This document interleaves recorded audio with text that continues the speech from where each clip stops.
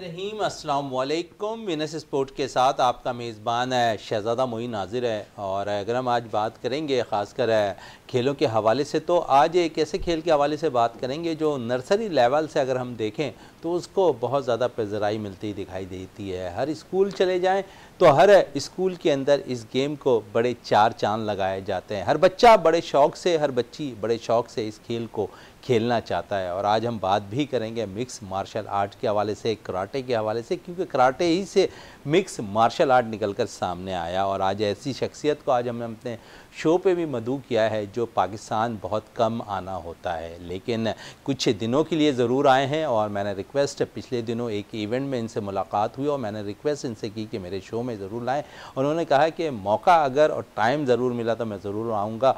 और उन्होंने ये भी कहा कि आपका शो मैं देखता हूँ, बड़ा पसंद भी किया जाता है। और उन्होंने ये भी कहा जब उनसे पहली मुलाकात हुई कि यकीनन जो प्रमोट आप कर रहे हैं ख़ासकर ग्रास रूट लेवल से इन बच्चों को, तो यकीनन अप्रिशिएट करने की ज़रूरत है। तो आज वो मेहमान हमारे साथ यहाँ मौजूद हैं, निसार इस्माइल साहब हमारे साथ मौजूद हैं। और साथ साथ अगर हम बात करें तो world karate champion grand master भी हैं ये, और पाकिस्तान करीब आए और उन्होंने पज़राई भी या पाकिस्तान में मिली मुख्तलिफ इवेंट में वो शिरकत भी कर रहे हैं। मेहमान खुसूसी की हैसियत से 102 गोल्ड मेडल हासिल कर चुके हैं, जो पाकिस्तान, बल्कि मैं पाकिस्तान क्या पूरी दुनिया में कोई भी प्लेयर्स ने अब तक 102 गोल्ड मेडल नहीं हासिल किए हैं। तो सार साहब हमारे साथ यहाँ पर मौजूद हैं। उनके साथ साथ सिंसनी नूर मोहम्मद साहब हमारे साथ मौजूद हैं, जनरल सेक्रेटरी हैं सिंध मिक्स मार्शल आर्ट के। इनसे भी आज बहुत कुछ बात करेंगे। जिस तरह मैंने कहा कि स्कूलों की सतह पर बहुत काम होता हुआ दिखाई दे रहा है।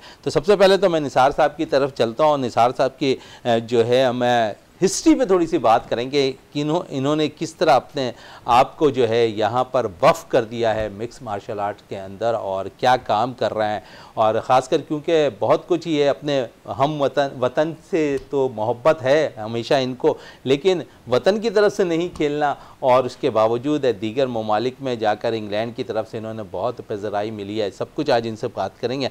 साहब आप क्या कहेंगे? सबसे पहले तो आपका बहुत थैंक्स है विनस स्पोर्ट्स पे आप तशरीफ़ लाए।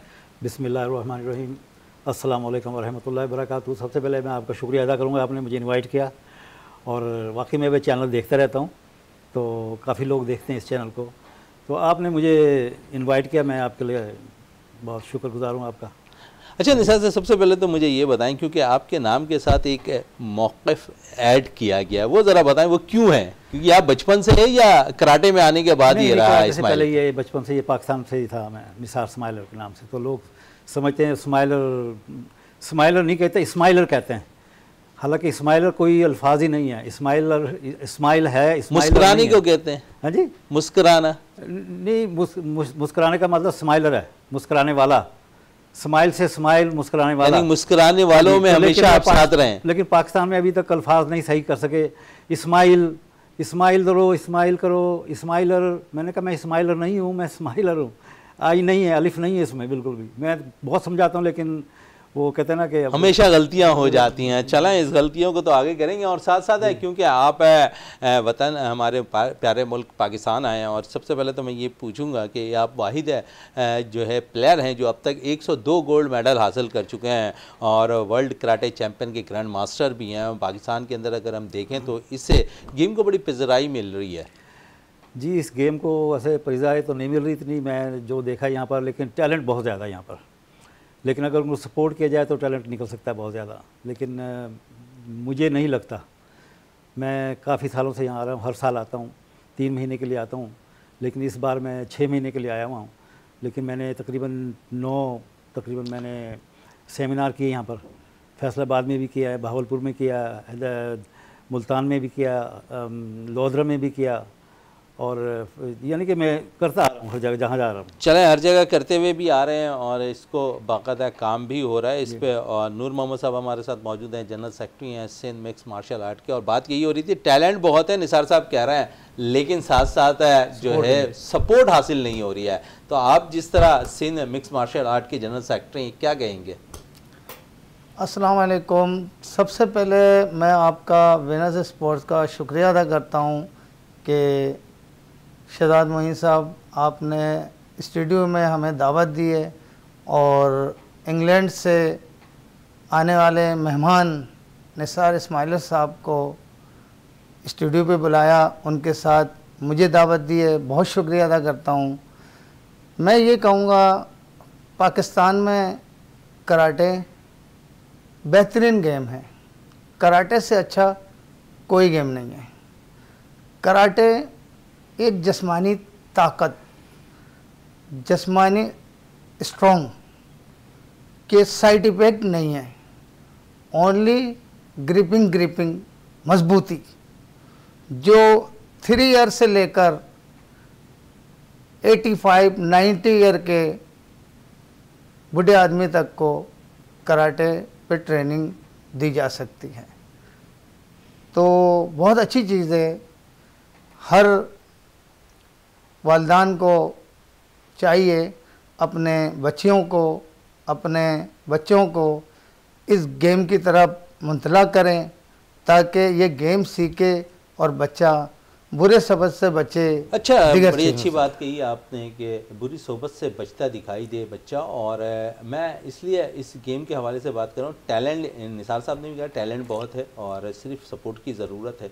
स्कूलों की सतह पर देखूं तो मैं ख्याल में इस वक्त हर बच्चा बच्ची इस गेम को खेलता नज़र आता है। और हम पहले समझते थे सिर्फ कराटा, और कराटे से निकल कर अब मुख्तलिफ गेम ये बनते गए हैं, मिक्स मार्शल आर्ट। तो इसमें मैं पूछूंगा आपसे कि स्कूलों की सतह पर आपकी जो एसोसिएशन है वो कितना काम कर रही है? हाँ, स्कूलों के सतह पे अगर बात करते हैं, इस वक्त कराटे स्कूलों के लिए हाईजेक हो चुके हैं।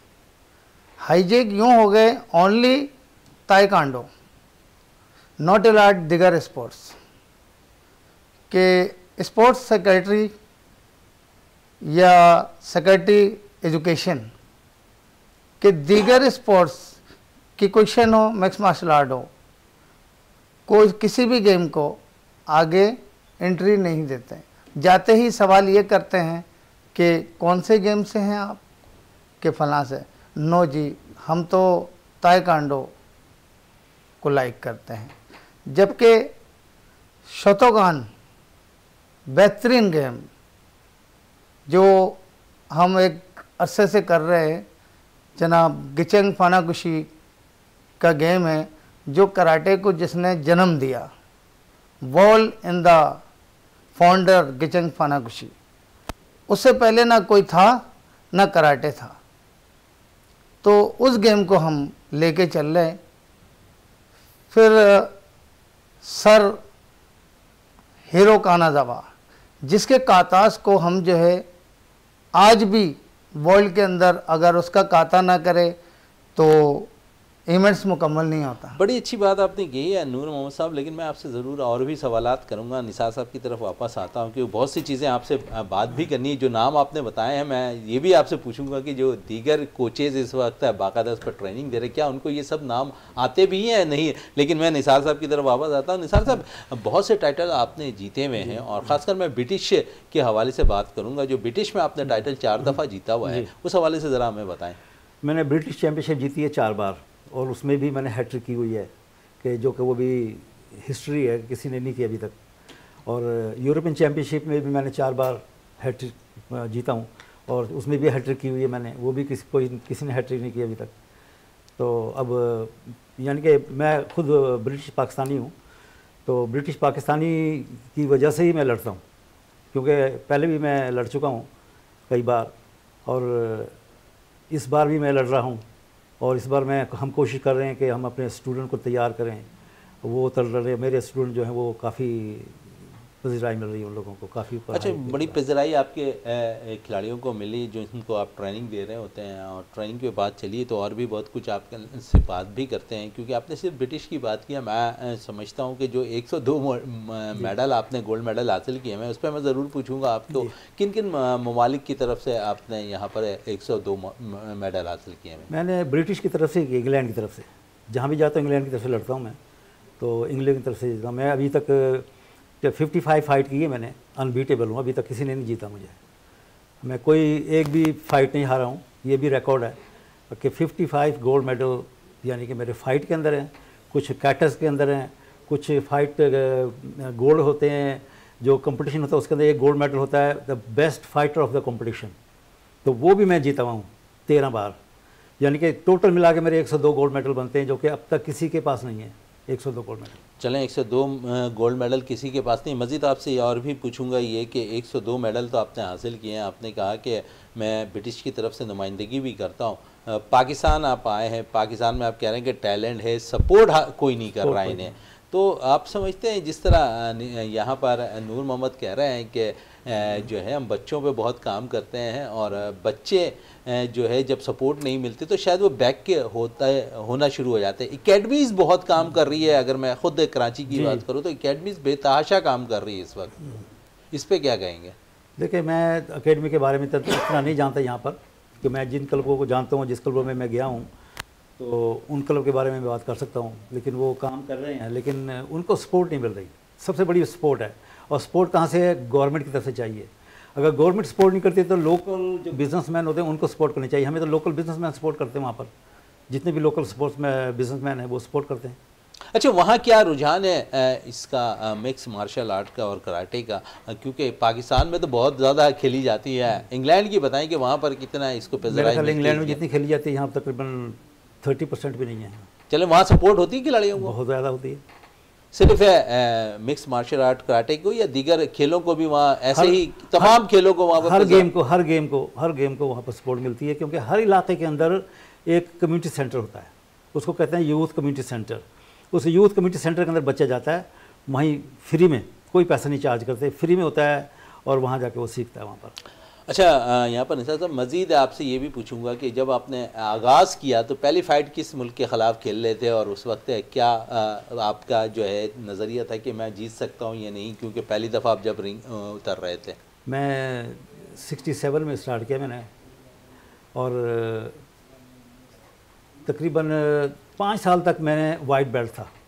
यहाँ तो लोग 2 साल में ही ब्लैक बेल्ट हो जाते हैं ना, कई लोग 5 साल में हो जाते हैं। जब ब्लैक बेल्ट ले लेते हैं फिर वो डाउन ग्रेडिंग पर जाते हैं कि हमें डाउन ग्रेडिंग मिल जाए, हालांकि उनकी उम्र इतनी नहीं होती, लोग डाउन ग्रेडिंग पे जाते हैं। लेकिन मैंने कभी बेल्ट के बारे में नहीं सोचा।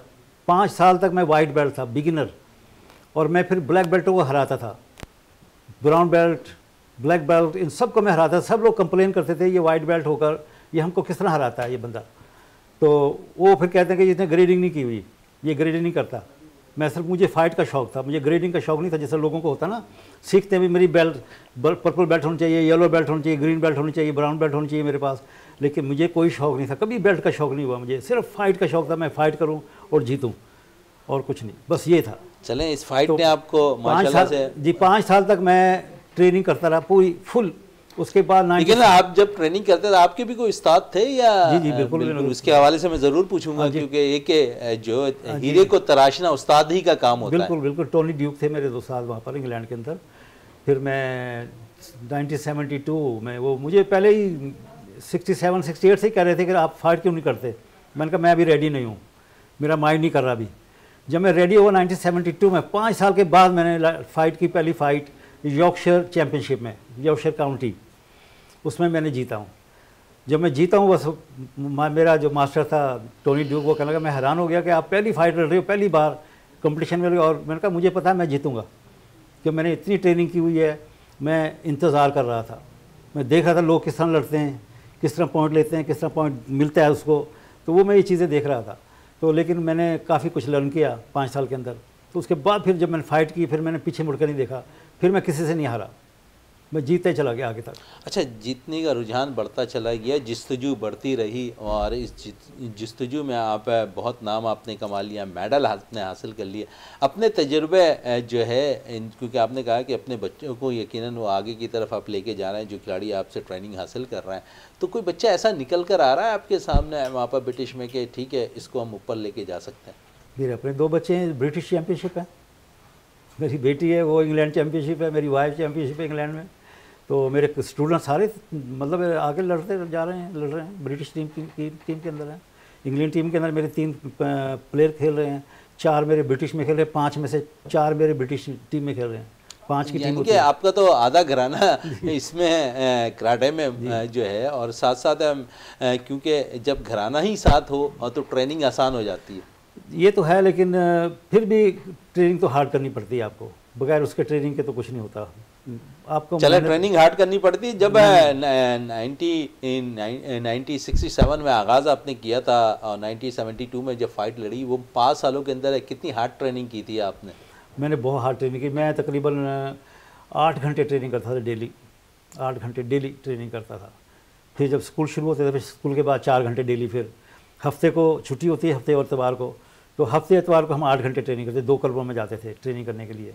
तो मैं जहाँ जिस शहर में रहता हूँ उस शहर से मैनचेस्टर जो है तकरीबन 30 माइल अवे है, 30 मील का फ़र्क है। लेकिन मैं किसी को पैसे देता था कि मुझे लेके जाओ वहाँ पर। मैं छोटा होता था उस वक्त, यंग, तो कार तो नहीं चला सकता था। कार तो चला सकते हैं 18 के बाद, 18 से पहले नहीं चला सकते। यहाँ तो बच्चे में देखा 12 साल के बच्चे कारें चलाते फिरते हैं। तो लेकिन बहरहाल ये चलें, ये तो वो सिलसिला है। लेकिन आप खुद कह रहे हैं कि ट्रेनिंग हार्ड होती है। इन बच्चों के हवाले से आप क्या कहेंगे? क्योंकि जितनी ट्रेनिंग आपने की, पहले आपने सारी चीज़ों को सर्च किया जी, उसके बाद उस तरफ माइल हुए कि ठीक है मुझे ये बनना है। लेकिन आजकल के बच्चे तो ये सोचते हैं कि बस हमें, अगर हम ग्राउंड में उतरते हैं तो हमने बस मेडल हासिल करना है।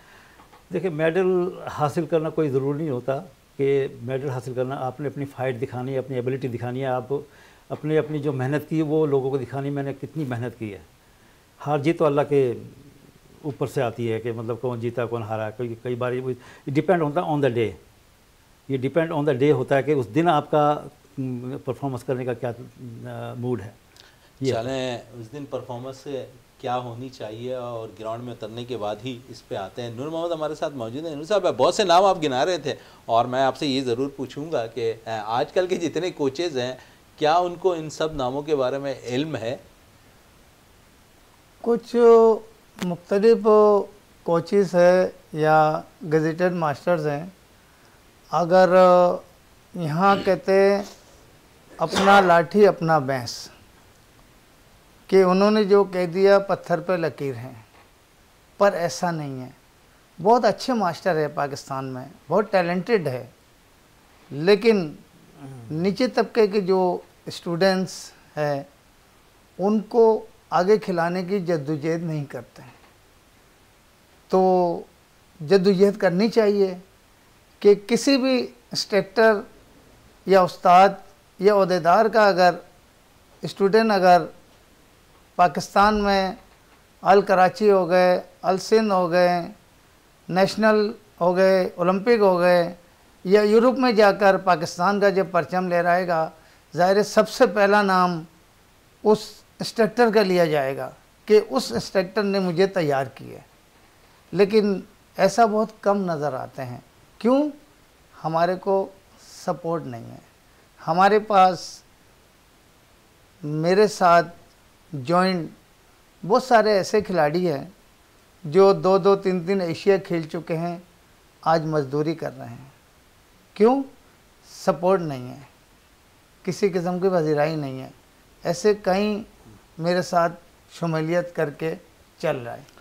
चलें, और भी कुछ आपसे बात रहेगी। निसार साहब की तरफ वापस आते हैं। निसार पर 2 बार आपने वर्ल्ड चैंपियन इंग्लैंड को बनाया है, 4 बार यूरोपियन भी चैंपियनशिप जिताई है। मज़ीद और क्या क्या टाइटल है इंग्लैंड को आप जिता चुके हैं अब तक?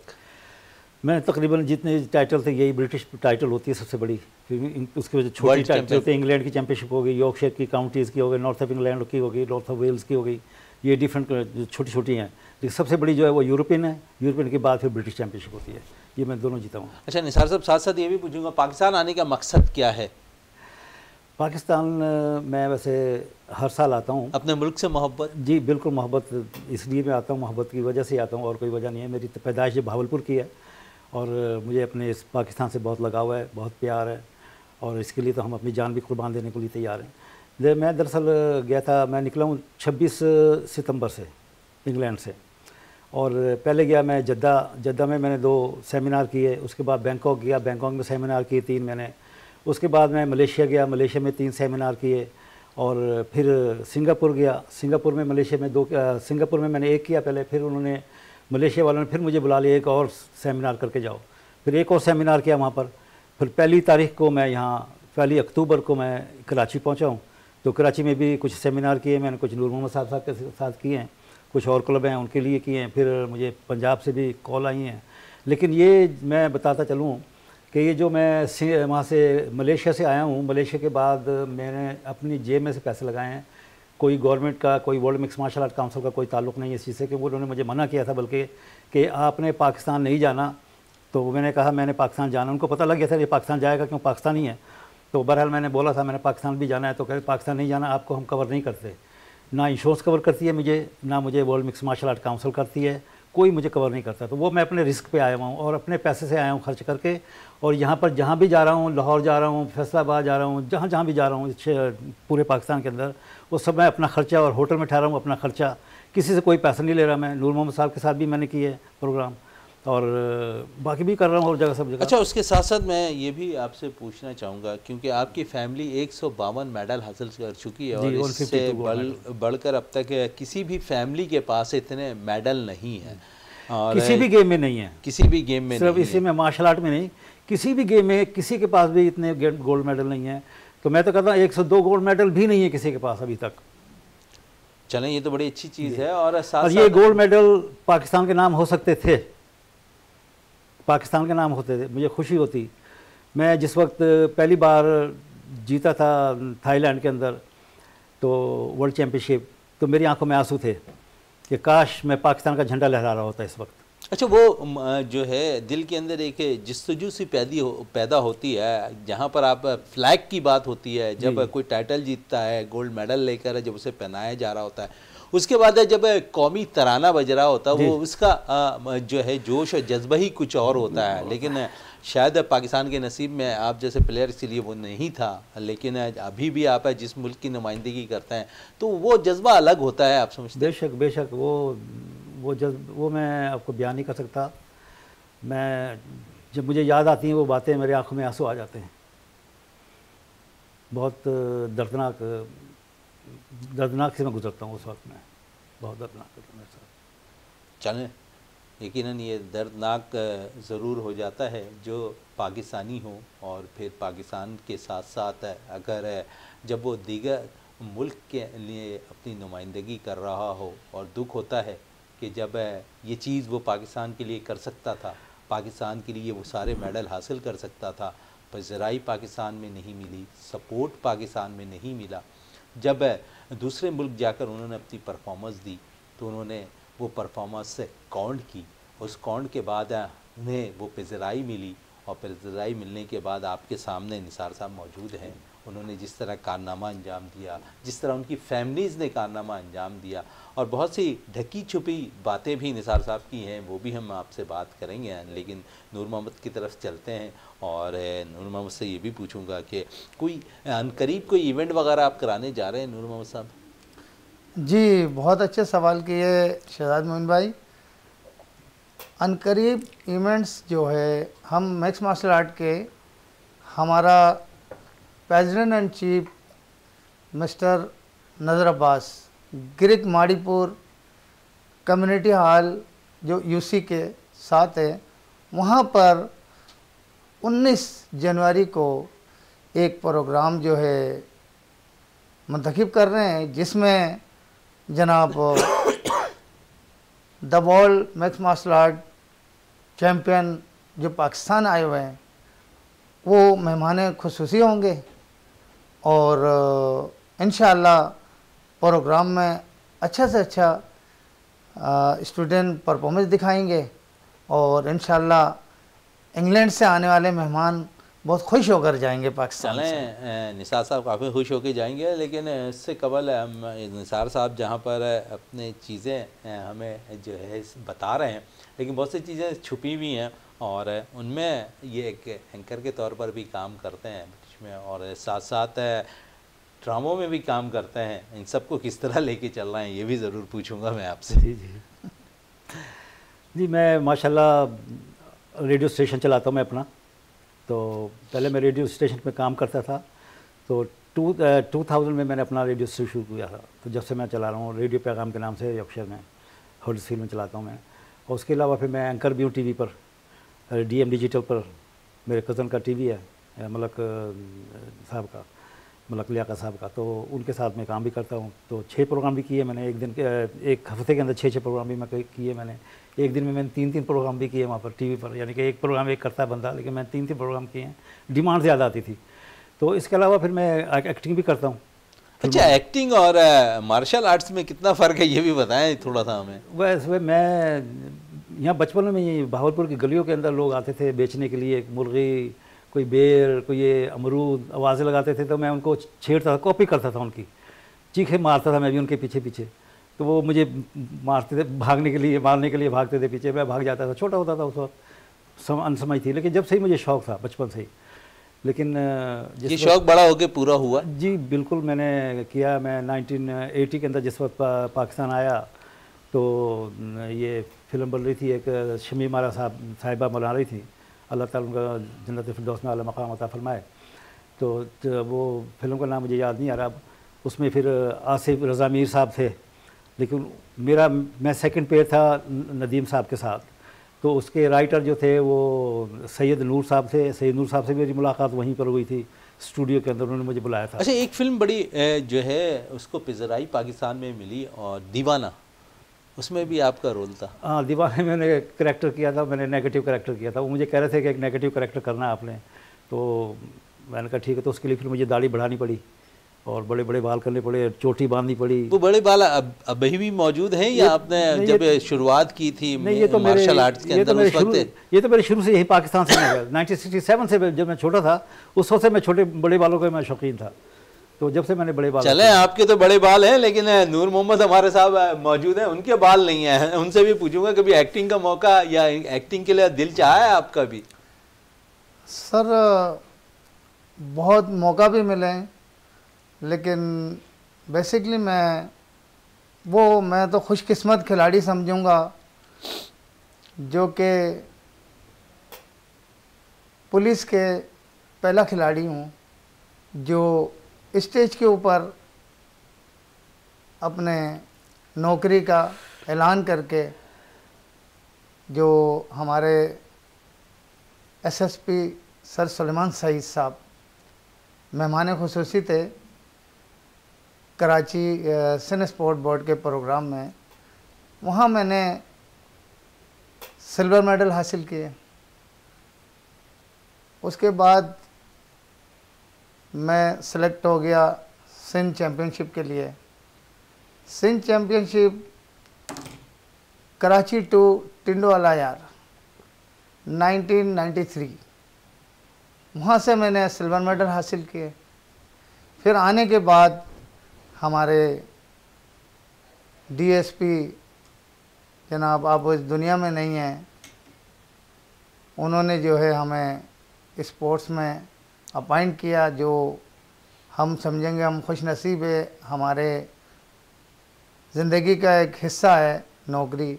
उसके बाद एक्टिंग की तरफ अगर आते तो सर ग्रैंड मास्टर जनाब अशरफ ताई सर, हम कराटे स्टार्टिंग उनसे किए, उनसे हमने बहुत कुछ तजर्बा लिया है। तो कहने को कराटे तो उनसे पहले से भी बहुत पुराने हैं, 1868 से लेकर कराटे इजाद हैं। लेकिन अगर देखें तो कराची के अंदर जो है अशरफ ताई ने ही जो है कराची नहीं, रुझान बढ़ाया है। सिंध पाकिस्तान में अगर ज़्यादातर देखा जाए तो अशरफ ताई सर के स्टूडेंट्स आपको नज़र आएंगे। अब तो पूरी दुनिया में हैं, लेकिन वो दीगर गेमों से एफिलिएशन होकर इंटरनेशनल क्यों ब्लैक वर्दी को अलाउ नहीं करते इंटरनेशनल सतह पर। तो ये एसोसिएशन में बांडू कराटे एक ब्रांड है, ताई sir only one man show brand हमारा सर है। हम भी जो उनसे टूटे इसी वजह से टूटे कि हमें पजीराई नहीं मिल रहे थे। आज माशाल्लाह आपके सामने मिक्स मार्शल आर्ट के 10 डान जैसे गेजेटेड मास्टर हमें लाइक करते हैं कि हमारा गेम चलाएं आप सिंध में, पाकिस्तान में। अच्छा, अच्छी बात आप कर रहे हैं। ये जो डान है ये ज़रा मुझे बताएं, क्या कि लोगों को भी पता चले कि जिस तरह 10 डान निसार हमारे साथ मौजूद हैं, तो क्या बेसिकली क्या है ये बेसिकली मिक्स मार्शल आर्ट के अंदर? मिक्स मार्शल आर्ट के अंदर डान असल में वो क्रीम है, जैसे कि मक्खन तो बहुत है पर डान क्रीम है। जैसे कि बच्चा KG1 में जाता है, मैट्रिक पास करता है, जब मैट्रिक पास करता है समझ ले कराटे में उसको ब्लैक बेल्ट मिल जाता है। कि कराटे वहाँ से समझे सही मायनों पे मास्टरी गेम शुरू होता है ब्लैक बेल्ट के बाद से। उसके बाद 2 ईयर 3 ईयर 4 ईयर के हिसाब से बेल्ट अपग्रेड किया जाता है गेजेटेड मास्टर। तो हर बेल्ट ग्रेड के पीछे ओनली 3 ईयर कम से कम सीनियरिटी पर उसका कोर्स होते हैं। कोर्स करके रिकॉर्ड करके यूरोप भेजें, अपने सर को भेजें जिसके साथ आप रिलेटेड हैं, वो आपको अपग्रेड करेंगे। ये है सर साहब, क्योंकि प्रोग्राम में थोड़ा सा टाइम भी कम है, अब आखिरी लम्हात चल रहा है, मैं आपसे ज़रूर पूछूंगा कि मज़ीद और क्या एम लेकर करना चाह रहे हैं आप? मैं ये चाहता हूँ कि पाकिस्तान से कोई निकले आगे, कि पाकिस्तान का नाम रोशन करे, लेकिन अभी तक वर्ल्ड क्लास में कोई भी नहीं आया यहाँ से निकला। तो मेरी कोशिश यही है, इसलिए मैं आता हूँ यहाँ पर। हालांकि मुझे मना किया गया भाई आप पाकिस्तान में कवर नहीं है, नहीं जा सकते। लेकिन अशरफ ताही ने जिस तरह अभी यहाँ पर नूर मोहम्मद साहब ने कहा है कि बड़े उनके जो हैं खिलाड़ी जो इनके जो हैं जिन्हें वो सिखाते रहे हैं वो पूरी दुनिया में अब फैलते जा रहे हैं, तो आप समझते हैं? मैंने नहीं देखे भाई, मैं सच बता रहा हूँ आपको, मैंने कोई नहीं देखा। ना हमारे कंपटीशन में कोई लड़ने के लिए पाकिस्तान से आया अभी तक, और ना मैंने कभी सुना किसी के भी यूरोपियन चैम्पियनशिप में आए हों या वर्ल्ड चैम्पियनशिप में आए हों। हाँ, एशियन के लिहाज से आते होंगे, एशियन में हम नहीं हिस्सा लेते। पाकिस्तान आए, कोई पैगाम खिलाड़ियों को देना चाहें? खिलाड़ी को पैगाम तो यही है कि भाई पहले अपने वालिदैन का ख्याल रखें, वालिदैन के बगैर आप कुछ नहीं कर सकते। वालिदैन की दुआएं लें और फिर उस्तादों की दुआएं लें, उस्तादों के साथ मिलकर काम करें, उस्तादों की इज़्ज़त करें, और इसके अलावा मेहनत करें, मेहनत और मेहनत, सिर्फ मेहनत। चलें, निसार साहब कह रहे हैं कि मेहनत और मेहनत करते रहेंगे तो ज़रूर उसका सिला मिलता हुआ दिखाई देता है। वालिदैन का दिल ना तोड़ें, उस्तादों का एहतराम करें और मेहनत जारी रखें, तो यकीनन है वो वक्त दूर नहीं होता किसी खिलाड़ी के लिए जो अगर वो पाकिस्तान की नुमाइंदगी करे ऐसे खेल में, तो यकीनन वो गोल्ड मेडल ज़रूर हासिल कर सकता है। नूर मोहम्मद साहब आपका बहुत शुक्रिया, निसार साहब आपका बहुत शुक्रिया। प्रोग्राम का अख्ताम करते हैं इस दुआ के साथ कि पाकिस्तान में खेल और खिलाड़ी तरक्की करते रहें और पाकिस्तान का सबसे लाली परचम दुनिया भर में रोशन रहे। इसी के साथ अपने मेज़बान शहजादा मोइन को इजाज़त दें। पाकिस्तान जिंदाबाद।